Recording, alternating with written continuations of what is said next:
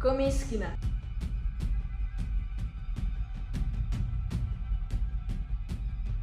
Suatu kondisi di mana seseorang tidak mampu untuk memenuhi kebutuhan dasarnya seperti sandang, pangan, tempat tinggal, pendidikan, dan kesehatan yang layak. Secara kuantitatif, kemiskinan berarti keadaan di mana taraf hidup manusia serba kekurangan atau tidak memiliki harta benda. Di tengah pandemi COVID-19 yang tidak kita ketahui kapan akan berakhir ini, angka kemiskinan di Indonesia telah naik. Menurut data BPS pada 15 Juli 2020, persentase penduduk miskin pada Maret 2020 adalah sebesar 9,78%,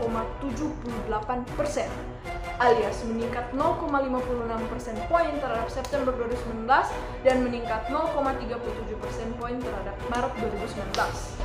Tingkat kesejahteraan masyarakat Indonesia ditentukan oleh kebijakan ekonomi dari pemerintah, sehingga kemiskinan bisa juga disebabkan karena gagalnya perkembangan ekonomi Indonesia yang direncanakan oleh pemerintah.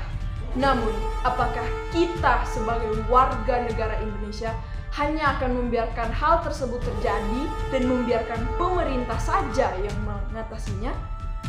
Tentu saja tidak. Kita sebagai warga negara Indonesia wajib untuk ikut serta dalam usaha bela negara.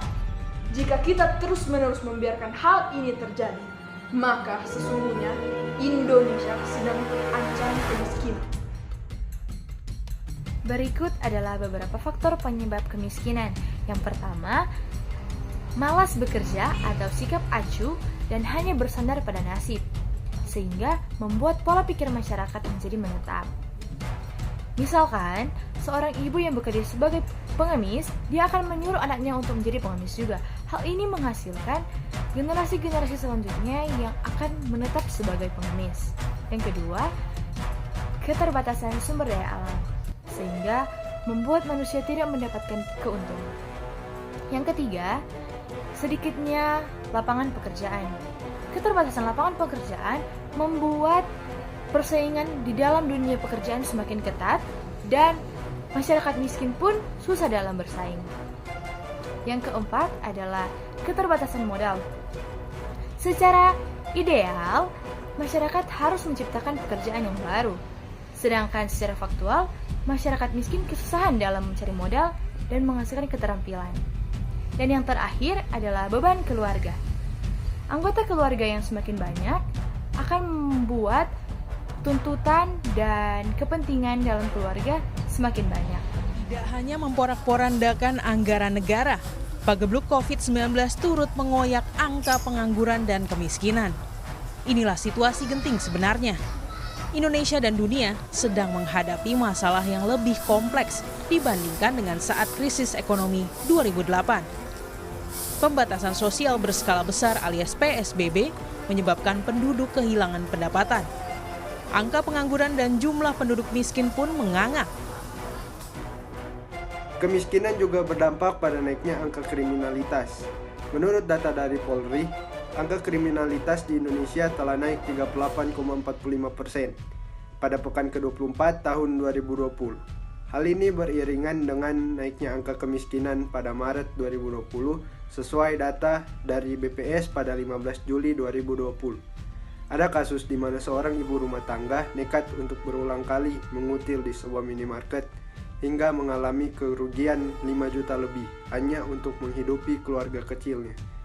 Bahkan ada kasus pembunuhan satu keluarga di kampung Gegeneng, Banten dikarenakan pelaku ketahuan sedang ingin mencuri oleh korban.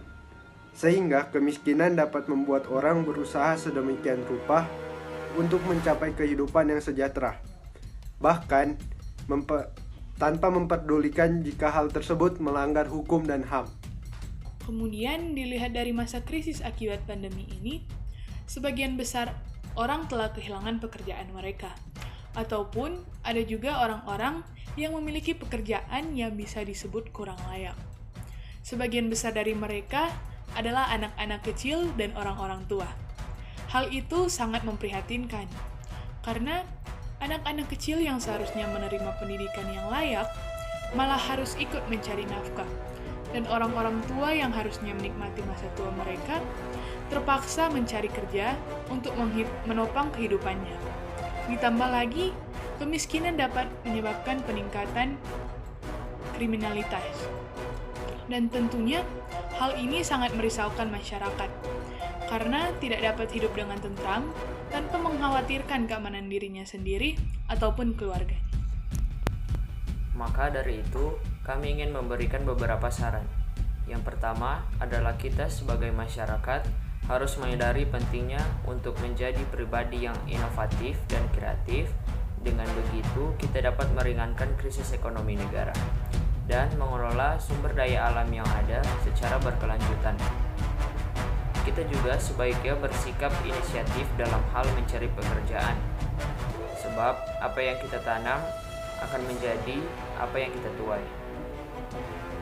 Mengatur jumlah anggota keluarga yang harus dihidupi juga sangatlah penting, seperti halnya program KB yang dihimbau oleh pemerintah, yaitu 2 anak cukup. Demi negara yang maju, kita sebagai masyarakat harus membangun sikap yang mau bertanggung jawab dan menciptakan kerjasama yang solid dan jujur dengan aparatur negara. Kemudian solusi atau saran dari kami untuk pemerintah adalah menyediakan lebih banyak lagi lapangan kerja yang sesuai dengan keterampilan dari masyarakat. Lalu, memberikan fasilitas yang memadai dan melakukan penyuluhan bagi masyarakat agar keterampilan dari masyarakat semakin berkembang sehingga bisa menciptakan lapangan kerja yang baru. Pemerintah juga bisa memberikan bantuan bagi anak-anak yang kurang mampu agar mereka bisa mendapatkan pendidikan yang formal yang bisa menjamin masa depan mereka dan keluarga.